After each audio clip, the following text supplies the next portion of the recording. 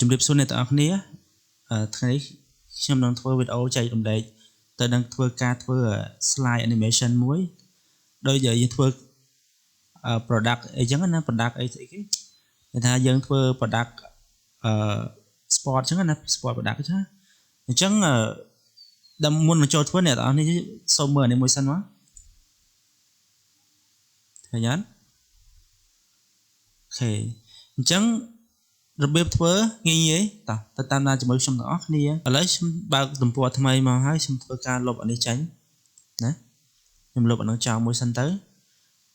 ជំហានដំបូងអ្នកទាំងអស់គ្នាត្រូវបដូរ background សិនបាទ background របស់យើងចុចនៅកន្លែង format ហើយយើងយក background មកខ្ញុំយកពណ៌នេះចុះបាទអញ្ចឹងយើងបាន background ហើយខ្ញុំត្រូវការ background របស់យើងពណ៌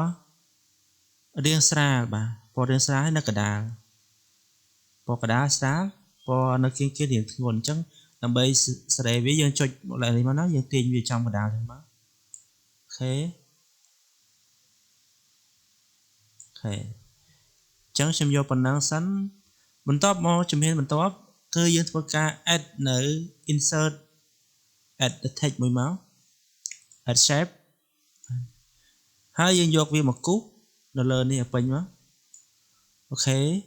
អញ្ចឹងបន្ទាប់ពីហ្នឹងមកខ្ញុំនឹងធ្វើការបិទ outline វាចោលហើយបន្តមកទៀតខ្ញុំធ្វើការដាក់នៅពណ៌វាអញ្ចឹងយើងដាក់វាឲ្យយើងស៊ីគ្នាជាមួយនឹងផលិតផលរបស់យើងតិចណាអញ្ចឹងផលិតផលរបស់យើងវាពណ៌រាងទឹកក្រូចអញ្ចឹងខ្ញុំដាក់វាពណ៌ទឹកក្រូចដែរទៅបាទជំហានទី2យើង select ទៅលើវាកន្លែងពាក្យថា shape fill ហ្នឹងហើយចុច shape fill ហើយយើងយកពាក្យ guardian ហើយខ្ញុំយកវាយកអានេះចុះនេះអូខេខ្ញុំយកអានេះហើយបន្តមកទៀតខ្ញុំធ្វើការចូលទៅក្នុង insert ដដែលខ្ញុំចុច line shape ហើយខ្ញុំយក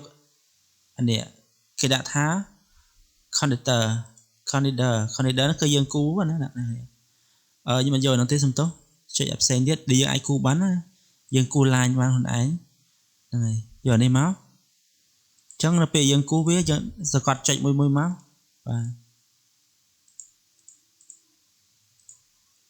ចុចទៅវាទាញហើយយើងទាញភ្ជាប់គ្នាមក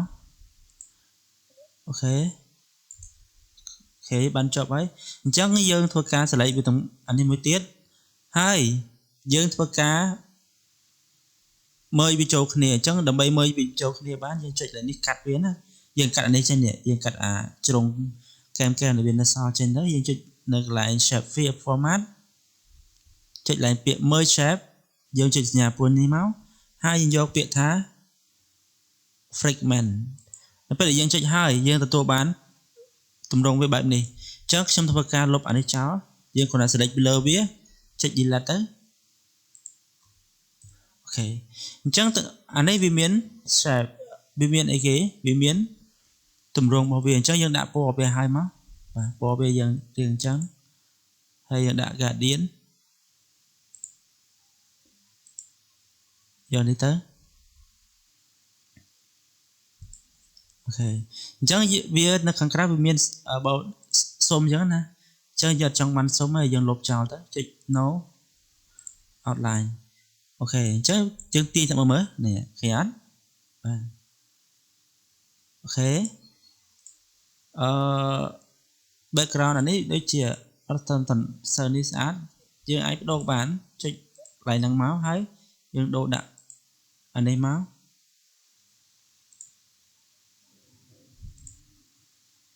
ដាក់នេះដែរមកអូខេយើងយកអញ្ចឹងស្អាតរៀងតំណងស្អាតហើយអូខេបាទហើយបន្ទាប់មកយើងទាញវាចូលវិញមក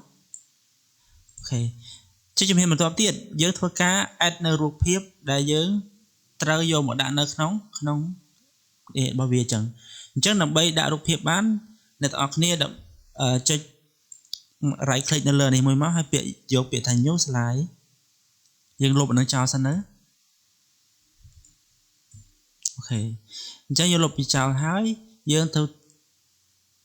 ទាញរូបភាពដែលយើងមានស្រាប់នោះ យកមកដាក់នៅក្នុងกระดาษកិច្ចការរបស់យើងអញ្ចឹងរូបភាពដែលខ្ញុំមាននោះគឺនៅក្នុង download អូខេខ្ញុំទាញរូបដល់នេះមួយសំទោសចុច insert មួយអូខេអញ្ចឹង background របស់វានៅអត់តដាច់ទេអញ្ចឹងដើម្បីកាត់វាបានយើងចុចចូលទៅក្នុង background remove មេរៀនមុនខ្ញុំបានបរៀនដល់អ្នកនរហើយចេះខ្ញុំធ្វើលឿនតែម្ដងចេះខ្ញុំកាត់ឲ្យចោលទៅ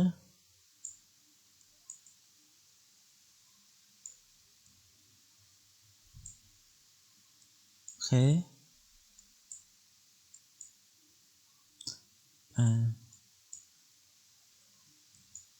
វាពិបាកកាត់តិចដបងអ្នកនរនេះអូខេ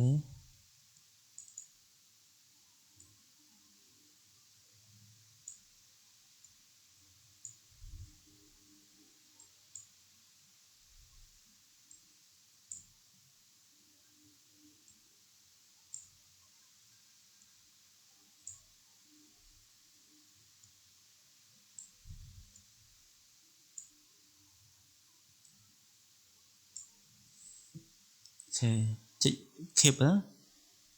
ន្តមកទៀតយើងក្របវាចូលបន្ទូចបន្តិច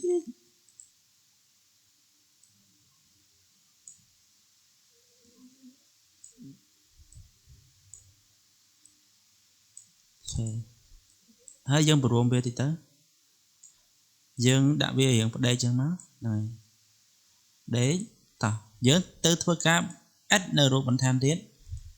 រូបផ្សេងទៀត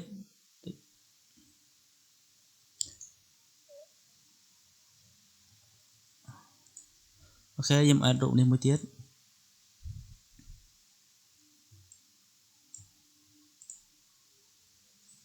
ចាយើង add ម្ដងទាំងអស់បណ្ដោយទៅកុំឲ្យវាខាតពេលវេលាយើងច្រើនអូខេតោះយើងកាត់រូបនេះមួយមុនមកចុច remove background អូខេយើងបង្រួមវារៀងទូចតិចមក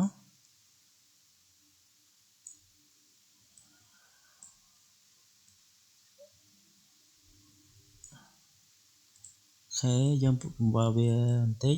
ហើយយើងរុញវានេះរុញអានឹងទៅក្រោយទៅអ្នកនរគ្នាដើម្បីរុញទៅដាក់វាទៅក្រោយយើងចុចលើកន្លែង picture format ហ្នឹងហើយយើងចុចពាក្យថា send to backward អូខេមួយអញ្ចឹងខ្ញុំកាត់អានេះមួយទៀត remove background ហើយវាអត់ដាច់ល្អខ្ញុំគូវាទៅអូខេប៉ុណ្ណឹងហើយចុច keep up បាទ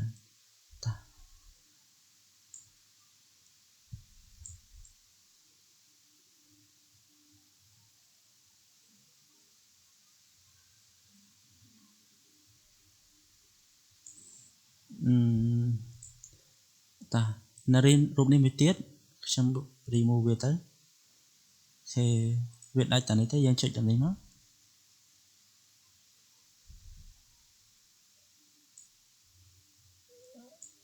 អូខេ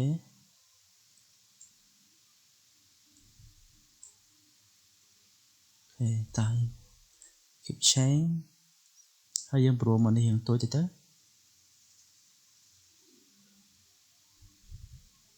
ូខេតានៅរូបស្លឹកឈើយើងម្ដងអញ្ចឹងយើងកាត់វាទៀតមក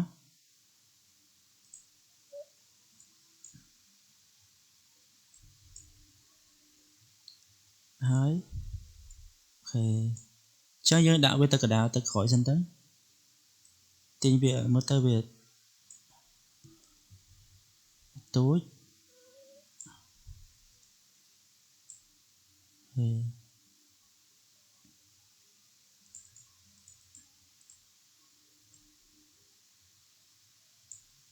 ព្រមវាតិចទៅ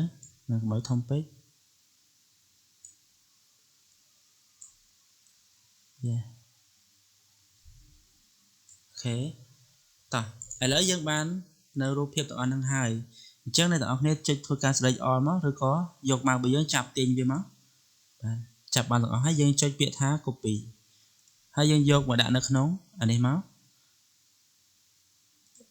អូខេដាក់តម្លៃទៅនេះមក អូខេ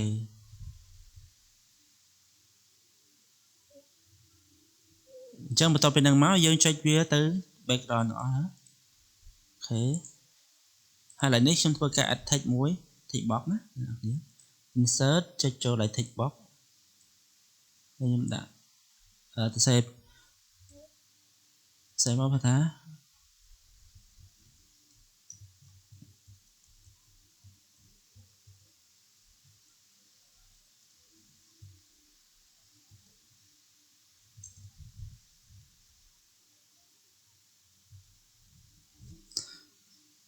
អូខេខ្ញុំទៅសេអញ្ចឹងចុះខ្ញុំទៅសេដាក់ថាទឹកក្រូចស្រស់ឥឡូវខ្ញុំធ្វើការដូរ font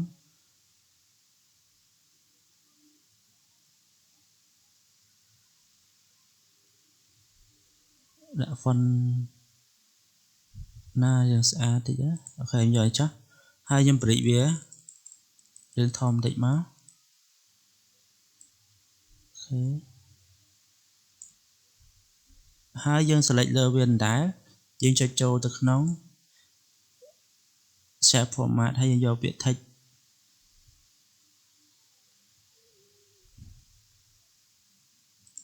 អូខេហើយយើងដូរអក្សរមកដូរពណ៌មកយើងដាក់ព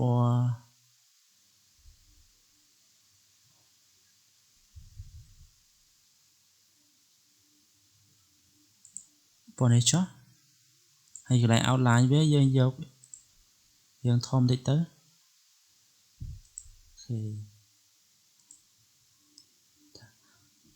តែឥឡូវខ្ញុំលុបឲ្យចោលសិនតើដើម្បីធ្វើវាដាក់ animation បានយើងចុច right click ចុចពាក្យ duplicate slide ហើយកន្លែងនេះយើងទាញចេញតិចមកអានេះទាញវាចេញតិចមកហើយកន្លែងសញ្ញានេះយើងទាញវាមកដាក់គ្នាមកយើងព្រមវាតូចតិចមកដាក់អក្សរវារឿងតូចតិចមកអូខេហើយយើងទាញវាដាក់ចំកន្លែងនេះមក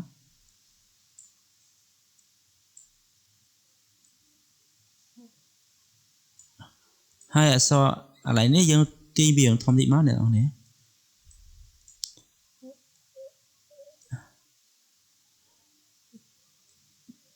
ទាញវារឿងធំតិចមក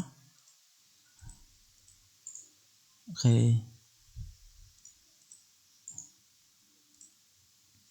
ចាឥឡូវយើងទាញនេះឲ្យស្មើណា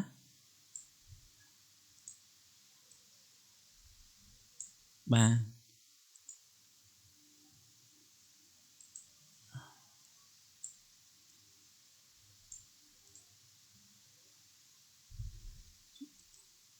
ហើយខ្ញុំដាក់នេះទៅក្រោយអូខេតោះឥឡូវយើង select លើវាទាំងអស់មកចុច Ctrl A ហើយយើងយកពាក្យ transition យកពាក្យ map ហើយយើងដាក់ duration វាយកតែ 0.75 មកនេះតោះឥឡូវទៅមើល result ទាំងអស់គ្នា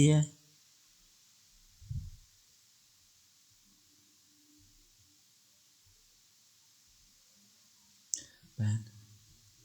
អូខេអ្នកទាំងអស់គ្នាខ្ញុំមានតែប៉ុណ្្នឹងហើយខ្ញុំនឹងជួបអ្នកទាំងអស់គ្នានៅវីដេអូក្រោយទៀតបាយបាយអរគុណច្រើន